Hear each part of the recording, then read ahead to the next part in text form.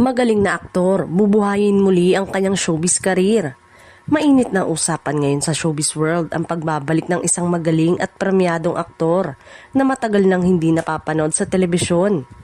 Ayon sa mga insider, handa na raw muli itong sumabak sa showbiz matapos ang ilang taong pananahimik at pagtutok sa kanyang personal na buhay.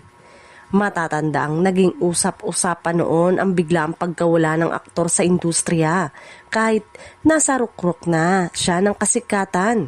Ngunit ngayon tila babawi siya sa isang bagong teleserye o pelikula na ayon sa balita ay career revival project para sa kanya.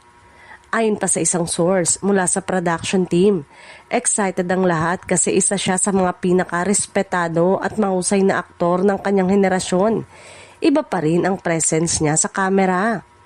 Hindi pa muna ibinunyag ng network kung anong proyekto ito pero may mga espekulasyong isa sa mga top directors ang mamumuno rito. Senyales na seryosong comeback ito para sa aktor. Marami namang netizen ang nagpahayag ng tuwa sa posibilidad ng kanyang pagbabalik.